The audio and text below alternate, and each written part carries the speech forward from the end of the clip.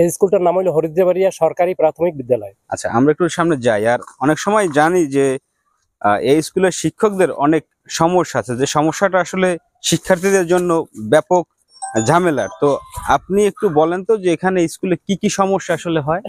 এখানে স্কুলের সমস্যা, মেইন সমস্যা, আগে একজন টিচার ছিল, তার একজন ভারপ্রাপ্ত হেডমাস্টার ছিল, পরে উনি যাওয়ার পরে আর একজন ভারপ্রাপ্ত হেডমাস্টার, উনি জয়েন করার পর থেকে 1.5 বছরের ভিতরে স্কুলের স্লিপের যত টাকা আসছে কোনো কাজ হয় না।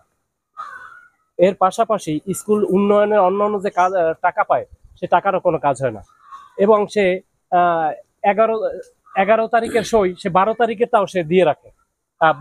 11 তারিখে স্কুলে এসে সে 12 তারিখের সইও খাতায় করিয়ে রাখে। আমরা যে হেডমাস্টার সম্পর্কে কথাগুলো শুনছি, এই হেডমাস্টারের নাম কি? ইশরাত জাহান। ইশরাত জাহান। উনি কি যে সই একদিন আগে পেছনে দেয়, এটার ডকুমেন্ট কি আপনারা কখনো রাখতে পেরেছেন? এই ডকুমেন্ট আমার কাছে আছে। কিরকম?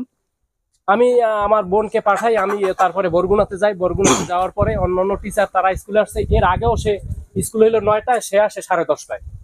আমি আমার বোনকে স্কুলে পাঠাইয়ে দেখে তাকে বলি যে তুমি একটু যাই দেখো যে ওখানে ওই ইসলাম ম্যাডাম সেই স্কুলে আসছে কিনা।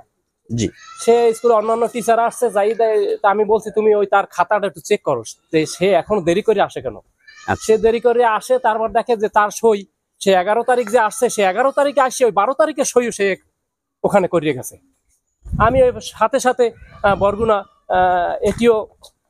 এটিও ম্যাডামের সাথে পরামর্শ করি যে বিষয়টা তার কাছে বিস্তারিত বলি। বিস্তারিত বলার পরে সে শুনে রাখে, সে আমাকে বলছে আপনি একটা লিখিত প্রেয়ার দেন।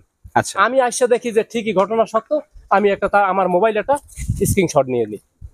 আচ্ছা, আপনি কথা বলছেন কি টিও ম্যাডামের সাথে? টিও ম্যাডামের সাথে। আচ্ছা, উনি আপনাকে যে লিখিত দেওয়ার কথা বলছে, এটা কত তারিখ দেওয়ার কথা বলছে? এটা বলছে যে 11 তারিখ।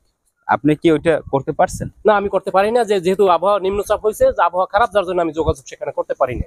আচ্ছা, এখন আপনার আসলে কি চান? আমি চাই আমার স্কুল ভালো চলুক, আমাদের স্কুলে উন্নয়নমূলক কাজ হোক, কিন্তু ওনার মতো টিচার আমাদের এখানে দরকার না। ওনার মতো টিচার এখানে থাকলে আমাদের পরিবেশ নষ্ট হইবে, বাচ্চারা স্কুলে নাই, পড়াশোনা হয় না। দর্শক, আপনারা দেখতে পাচ্ছেন হরিদ্রবাড়িয়া সরকারি প্রাথমিক বিদ্যালয় স্থাপিত 1942 ইংরেজি সালে।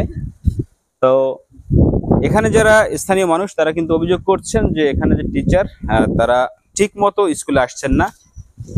আর আজকে কোনো সমস্যা আছে